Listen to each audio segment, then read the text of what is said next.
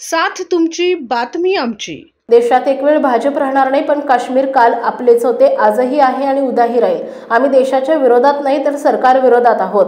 पंतप्रधान मोदींसोबत वैचारिक मतभेद आहेत, असतीलही, पण देशावर संकट येईल त्यावेळी आम्ही त्यांच्या सोबत उभे राहू, असं प्रतिपादन उद्धव सेनेचे पक्षप्रमुख उद्धव ठाकरे यांनी शनिवारी केलंय। आगामी महापालिका निवडणुकीसाठी तयारीला लागल्याचे आदेशही त्यांनी पक्ष पदाधिकाऱ्यांना दिले। शिवसेना भवन येथे उद्धव ठाकरे यांनी पक्षाचे आमदार, खासदार, उपनेते, जिल्हा प्रमुखांची बैठक घेतली। पालिका निवडणुकीच्या पार्श्वभूमीवर नेते, उपनेते यांना वेगवेगळ्या जिल्ह्याची जबाबदारी देण्यात येणार आहे। या नेत्यांनी त्या जिल्ह्यातील परिस्थितीचा, अडचणींचा आढावा घेऊन त्याचा अहवाल सादर करण्याचे आदेशही ठाकरे यांनी यावेळी दिलेत। वन नेशन वन इलेक्शन हे ठीक आहे, पण निवडणुका पारदर्शक पद्धतीने पार पडल्या पाहिजेत।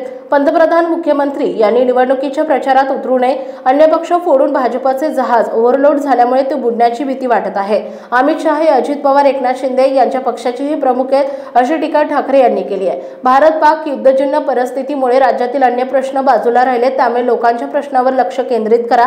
लाडकी बहीण, शेतकऱ्यांचे प्रश्न, महिला अत्याचाराच्या घटना, पाणी टंचाईसारखे जनजीवनाशी निगडीत प्रश्नांवर काम करावे, असं सूचना पक्षप्रमुखांनी केल्याची माहिती खासदार प्रियंका चतुर्वेदी यांनी दिली आहे। आपल्या परिसरातील महत्त्वाच्या बातम्या पाहण्यासाठी जय हिंद टाइम्स चॅनलला YouTube वर सबस्क्राइब करा आणि बेल आयकॉन प्रेस करा।